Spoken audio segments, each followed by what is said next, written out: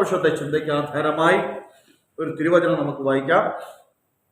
മത്തായിയുടെ സുവിശേഷം 17-ാം അധ്യായം അതിൻ്റെ 21-ാം വാക്യം.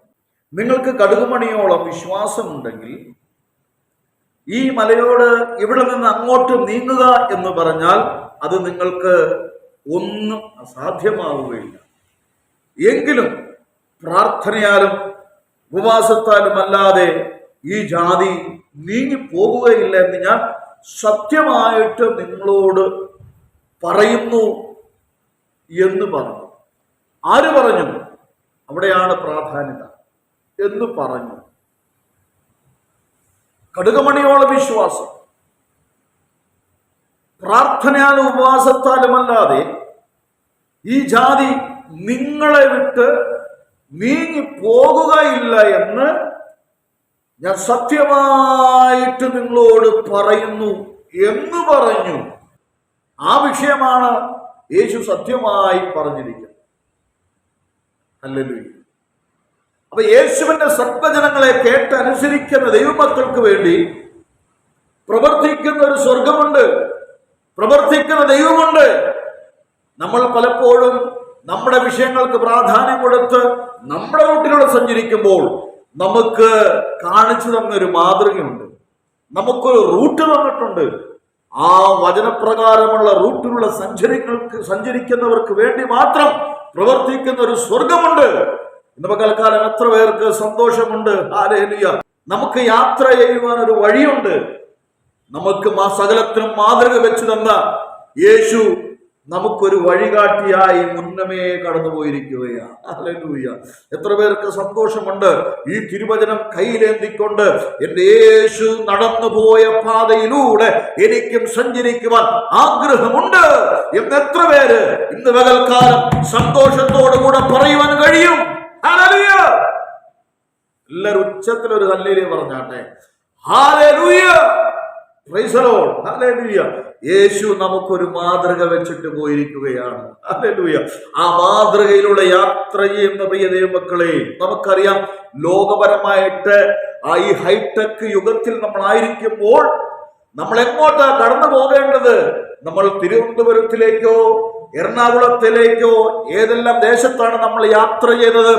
യാത്ര ചെയ്യുന്ന റൂട്ട് നമുക്ക് അറിയില്ല എന്നുണ്ടെങ്കിൽ ഗൂഗിൾ മാപ്പിന്റെ സഹായത്തോടുകൂടെ ഇന്ന വഴിയിൽ ചെല്ലുമ്പോൾ ഇന്ന റൂട്ട് പോവും, ഇന്ന വഴിയിൽ ചെല്ലുമ്പോൾ എബൌട്ട് അടിക്കുക, ഇന്ന സൈഡിൽ ചെല്ലുമ്പോൾ ഇന്ന വഴിയിൽ ചെല്ലുമ്പോൾ ലെഫ്റ്റ് റൈറ്റ് മുൻപോട്ട് എന്നൊക്കെ വഴികാട്ടിയായി ഗൂഗിൾ മാപ്പ് നമുക്കൊരു വഴികാട്ടിയായി കാണിച്ചു തരുമ്പോൾ ഇന്ന് പകൽക്കാലം സത്യത്തിലും ആത്മാവിലും ആരാധിക്കുന്ന പ്രിയ ദൈവമക്കളെ, നമുക്കൊരു വഴികാട്ടിയായി കാണിച്ചു തരുന്ന സത്വചനങ്ങളെ ഓർത്ത്, ആ വചനത്തിന്റെ പ്രാധാന്യതയോർത്ത് ഞാൻ ദൈവത്തെ മഹത്വപ്പെടുത്തുകയാണ്. ഇന്ന് പകൽക്കാലവും പരിശുദ്ധാത്മാവ് നമുക്ക് നൽകപ്പെട്ടു തന്നിരിക്കുന്ന വചനം എന്താണെന്ന് അറിയാമോ? ഉപവാസത്താലും പ്രാർത്ഥനയാലും അല്ലാതെ ഈ ജാതി നിങ്ങളെ വിട്ട് നീങ്ങി പോകുകയില്ലെന്ന് സത്യമായി ഞാൻ നിങ്ങളോട് പറയുന്നു. ഈ നാളുകളിൽ ഉപവാസത്തോടും പ്രാർത്ഥനയോടും കൂടെ കടന്നു വരെങ്കിൽ ദൈവത്തിന് വലിയ പ്രവർത്തികൾ വെളിപ്പെടാൻ പോകുകയാ. എത്ര പേർക്ക് മനസ്സിലാകുന്നുണ്ട്? ഹല്ലേലൂയ. സാത്താൻ അവന്റെ പ്രവർത്തനങ്ങൾ അതിവേഗത്തിൽ ചെയ്തുകൊണ്ടിരിക്കുകയാ. സാത്താൻ അവന്റെ തന്ത്രങ്ങൾ അതിവേഗത്തിൽ പ്രബലമാക്കിക്കൊണ്ടിരിക്കുമ്പോൾ ഈ നാളുകളിൽ തിരുവായി മൊഴിഞ്ഞെള്ളി ചെയ്ത സത്വചനങ്ങളെ അനുസരിക്കുന്ന പ്രിയ ദൈവമക്കളെ, ഈ നാളുകളിൽ ദൈവത്തിന്റെ പദ്ധതിയിലൂടെ സഞ്ചരിക്കുവാൻ എത്ര പേര് റെഡിയാണ്? ഈ 2025 യേശുവിന്റെ പാതയിലൂടെ സഞ്ചരിക്കുവാൻ എത്ര പേര് റെഡിയാണ്? പരിശുദ്ധാത്മാവ് ശക്തമായി 2-3 പേർ യേശുവിന്റെ നാമത്തിൽ കൂടി വരുന്നിടത്ത് നിശ്ചയമായി ദൈവത്തിന്റെ സാന്നിധ്യമുണ്ട്. ഇന്ന് പകൽക്കാലം അപേക്ഷിച്ചാൽ ഉപേക്ഷിക്കാത്ത, വിളിച്ചാൽ വിളി കേൾക്കുന്ന നാഥൻ നമ്മുടെ കൂടെയുണ്ട്. ഹല്ലേലൂയ. വചനം അനുസരിക്കുന്നവരെ ഓർത്ത് ഞാൻ ദൈവത്തെ മഹത്വപ്പെടുത്തുകയാണ്. വചനത്തിന്റെ ശക്തി ഇന്ന് പകൽക്കാലം വെളിപ്പെടുകയാണ്. അന്ധകാര പൈശാചിക മണ്ഡലങ്ങളെ കീറി മുറിക്കുന്ന വചനത്തിന്റെ ശക്തി. ഹല്ലേലൂയ. വിശ്വാസത്തോടുകൂടെ യേശുവിന്റെ വാക്കനുസരിച്ചുകൊണ്ട്, യേശുവിന്റെ വചനങ്ങളെ അനുസരിച്ചുകൊണ്ട്, യേശുവിന്റെ പദ്ധതി പ്രകാരം യാത്ര ചെയ്തുകൊണ്ട് ആ മലയോട് മാറാൻ പറഞ്ഞാൽ അതങ്ങനെ തന്നെ സംഭവിക്കണമെങ്കിൽ നാളുകളായി ദൈവ പദ്ധതിക്ക് വിരോധമായി, ദൈവിക നന്മയ്ക്ക് വിരോധമായി, അനുഗ്രഹത്തിന് വിരോധമായി വ്യാപരിക്കുന്ന അന്ധകാര മണ്ഡലങ്ങൾ, ഹല്ലേലൂയ, യേശുവിൽ വിശ്വസിക്കുന്ന ഭക്തന്മാരുടെ വാക്കിൻ അന്ധകാര പൈശാചിക മണ്ഡലങ്ങൾ ഓടിമറയുകയാണ്. ഹല്ലേലൂയ. അത്ഭുതം കാണുവാൻ കഴിയാതെ, ദൈവപ്രവൃത്തി കാണുവാൻ കഴിയാതെ, ദൈവസ്നേഹം അറിയുവാൻ കഴിയാതെ വണ്ണം വ്യാപരിച്ചു നിൽക്കുന്ന ചില ഇരുട്ടിന്റെ ശക്തികൾ അധികാരമുള്ള നാമത്തിൽ ഓടിമറയുവാനിടയായി. എങ്കിലും നമുക്ക് രണ്ട് പദം മാത്രം എടുക്കാം. ഉപവാസത്താലും പ്രാർത്ഥനയാലും അല്ലാതെ ഈ ജാതി നീങ്ങിപ്പോകുകയില്ല എന്ന് ഞാൻ സത്യമായിട്ട് നിങ്ങളോട് പറയുന്നു. യോഹന്നാൻ ശിഷ്യന്മാരെ പ്രാർത്ഥന പഠിപ്പിച്ചതുപോലെ ഞങ്ങളെയും പ്രാർത്ഥന പഠിപ്പിക്കണമേ എന്ന് പറയുക. അത് എന്തുകൊണ്ടാണ് അങ്ങനെ പറയുവാൻ കാരണം? യേശുവിന്റെ പരസ്യ ശുശ്രൂഷയിൽ പ്രാർത്ഥനയ്ക്ക് വളരെ പ്രാധാന്യമുണ്ടായിരുന്നു. യേശുവിന്റെ പരസ്യ ശുശ്രൂഷയിൽ പ്രാർത്ഥനയ്ക്ക് അതിപ്രാധാന്യമുള്ളത് കൊണ്ട് യേശു എന്തെല്ലാം ചെയ്യുന്നതിന് മുമ്പേ പ്രാർത്ഥനയിൽ പ്രാധാന്യം കൊടുത്തിരുന്നു. എന്തെല്ലാം ചെയ്തു കഴിഞ്ഞ സമയങ്ങളും പ്രാർത്ഥിക്കുന്ന ഒരു സമയമുണ്ടായിരുന്നു. അപ്പോൾ ശിഷ്യന്മാർക്ക് വേണമെങ്കിൽ ചോദിക്കാമായിരുന്നു, യേശുവേ, നീ മരിച്ചവരെ ഉയർപ്പിച്ചിട്ടുണ്ടല്ലോ, രോഗികളെ സൗഖ്യമാക്കിയിട്ടുണ്ടല്ലോ, അന്ധന്മാർക്ക് കാഴ്ച നൽകിയിട്ടുണ്ടല്ലോ, അങ്ങനെയെങ്കിൽ ആ യേശുവിന്റെ ശുശ്രൂഷ കടലിന്മേൽ നടക്കുന്നുണ്ടല്ലോ, എന്നാൽ കടലിന്മേൽ നടക്കുന്ന ആ ഒരു മേഖല ഞങ്ങളെ പഠിപ്പിക്കണമേ എന്ന് യേശുവിന്റെ കൃപാവരങ്ങളിൽ ഒന്നും ചോദിക്കാതെ വണ്ണം യേശു അത്ഭുതം ചെയ്തത് പ്രാർത്ഥനയിലൂടെയാണെന്ന് ശിഷ്യന്മാർക്ക് വ്യക്തമായി മനസ്സിലാകുവാനിടയായിട്ട്. അപ്പോൾ നിശ്ചയമായിട്ടും ശിഷ്യന്മാർക്ക് മനസ്സിലായി, ഈ അത്ഭുതങ്ങളും അടയാളങ്ങളും വിവിധ വീര്യപ്രവൃത്തികളും ചെയ്യണമെങ്കിൽ പ്രാർത്ഥനയ്ക്ക് പ്രാധാന്യമുണ്ട്. ഹല്ലേലൂയ. അതുകൊണ്ടാണ് ശിഷ്യന്മാർ യേശുവിനോട് ചോദിച്ചത്, ഞങ്ങളെയും പ്രാർത്ഥന പഠിപ്പിക്കണമേ.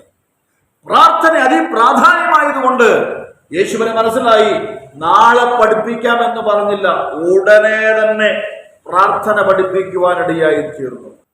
മത്തായി സുവിശേഷം 16-ാം അധ്യായം 19-ാം വാക്യം വായിക്കുമ്പോൾ, സ്വർഗരാജ്യത്തിന് താക്കോൽ ഞാൻ നിനക്ക് തരുന്നു, നീ ഭൂമിയിൽ കെട്ടുന്നതൊക്കെയും സ്വർഗത്തിൽ കെട്ടപ്പെട്ടിരിക്കും, നീ ഭൂമിയിൽ അഴിക്കുന്നതൊക്കെയും സ്വർഗത്തിൽ അഴിച്ചിരിക്കും. പ്രാർത്ഥിക്കുന്ന ഒരു വ്യക്തിയാണെങ്കിൽ ഹല്ലേലൂയ, നമ്മൾ ഭൂമിയിൽ കെട്ടുന്നതും സ്വർഗത്തിൽ കെട്ടപ്പെട്ടിരിക്കും. അപ്പോൾ സ്വർഗവുമായിട്ടൊരു ബന്ധമുണ്ടാകും. ഒന്നാമത്തെ കാര്യം, നമ്മുടെ പ്രാർത്ഥനയിൽ സ്വർഗമായിട്ടൊരു ബന്ധമുണ്ടാകും. കാരണം ഭൂമിയിൽ കെട്ടുന്നത്, പത്രോസിനോട് യേശു പറയുക, പത്രോസേ, നീ ഭൂമിയിൽ കെട്ടുന്നത് സ്വർഗത്തിൽ കെട്ടപ്പെട്ടിരിക്കും. അങ്ങനെയെങ്കിൽ അന്ധകാര പൈശാചിക മണ്ഡലങ്ങളെ പിടിച്ചു കെട്ടുവാൻ, അന്ധകാര പൈശാചിക മണ്ഡലങ്ങളെ ദൂരീകരിക്കുവാൻ, ബന്ധിക്കുവാൻ, ശാസിക്കുവാൻ ഹല്ലേലൂയ ഈ പ്രാർത്ഥന കൊണ്ട് നിശ്ചയമായി കഴിയും. നമ്മുടെ ജീവിതത്തിൽ അത്ഭുതം സംഭവിക്കണമെങ്കിൽ സ്വർഗവുമായിട്ടൊരു ബന്ധം വേണം, ദൈവമായിട്ടൊരു ബന്ധം വേണം. ആ ദൈവമായിട്ടൊരു ബന്ധം വേണമെങ്കിൽ നമ്മുടെ ജീവിതത്തിൽ ഒരു പ്രാർത്ഥന ഉണ്ടാകും. കാരണം പത്രോസും യോഹന്നാനും ദേവാലയത്തിലേക്ക് കടന്നുപോയപ്പോൾ അമ്മയുടെ ഉദരം മുതൽ മുടന്തനായിരിക്കുന്ന ഒരു രോഗി, അതായത് ഒട്ടും നടക്കുവാൻ കഴിയാത്ത 4 ആൾ ചുമന്നുകൊണ്ട് വന്നിരിക്കുന്ന രോഗി ആ ദേവാലയത്തിന് മുമ്പിലിരിക്കുമ്പോൾ ശത്രു സാത്താൻ ഉദരത്തിൽ വെച്ച് കെട്ടിയ കെട്ട്, നീ നടക്കരുത്, ഹല്ലേലൂയ, നീ ദൈവത്തെ ആരാധിക്കരുത്, നീ ദേവാലയത്തിലേക്ക് പോകരുതെന്ന് വെച്ച്, ഹല്ലേലൂയ, ഉദരത്തിൽ വെച്ച കെട്ടിയ കെട്ട് പത്രോസ് അഴിച്ചുവിടുകയാണ്. അധികാരമുള്ള നാമത്തിൽ പ്രാർത്ഥിക്കുന്ന, ഒരുമനപ്പെട്ട് പ്രാർത്ഥിച്ചിരുന്ന പത്രോസ്, ഒരുമനപ്പെട്ട് പ്രാർത്ഥിച്ചിരുന്ന യോഹന്നാൻ പ്രാർത്ഥനാ സ്ഥലത്തിൽ നിന്ന് പുറത്തേക്ക് ഇറങ്ങി ദേവാലയത്തിലേക്ക് കടന്നു പോകുമ്പോൾ അമ്മയുടെ ഉദരം മുതൽ മുടന്തനായിരിക്കുന്നവനെ സാത്താൻ ഉദരത്തിൽ വെച്ച് കെട്ടിയ കെട്ട് പത്രോസ് പറയുക, യേശുവിന്റെ നാമത്തിൽ എഴുന്നേൽക്ക്.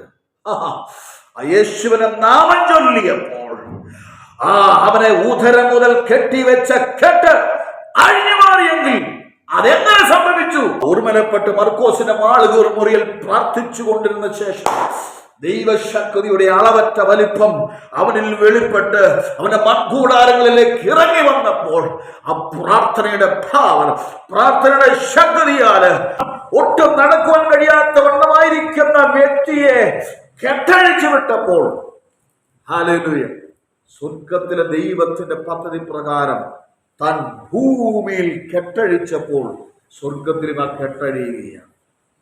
ഹല്ലേലൂയ. അങ്ങനെയെങ്കിൽ ഹല്ലേലൂയ, ഭൂമിയിൽ അഴിക്കുന്നത് സ്വർഗത്തിൽ അഴിക്കും, ഭൂമിയിൽ കെട്ടുന്നത് സ്വർഗത്തിൽ കെട്ടപ്പെട്ടിരിക്കും. അങ്ങനെയെങ്കിൽ പ്രാർത്ഥിക്കുന്ന പ്രിയ ദൈവമക്കളെ, പ്രാർത്ഥനയിൽ നമ്മുടെ ജീവിതത്തിൽ സാത്താന്യ മണ്ഡലങ്ങൾ ദൂരീകരിക്കപ്പെടുകയാണ്.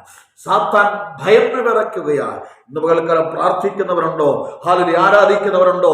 ദൈവവുമായിട്ട് ബന്ധമുള്ളവരുണ്ടോ? അങ്ങനെയുള്ളവരുടെ കൂടെ ദൈവത്തിന് വലിയ പ്രവർത്തികൾ വെളിപ്പെടുകയാണ്. അവരുടെ ജീവിതത്തിലാണ് അത്ഭുതം നടക്കുന്നത്. അവരുടെ ജീവിതത്തിലെ രോഗികൾ മേൽ കൈവച്ചാൽ അവർ സൗഖ്യം പ്രാപിക്കുകയാണ്. ഹല്ലേലൂയ, അനേക വിടുതലുകൾ സംഭവിക്കുകയാണ്.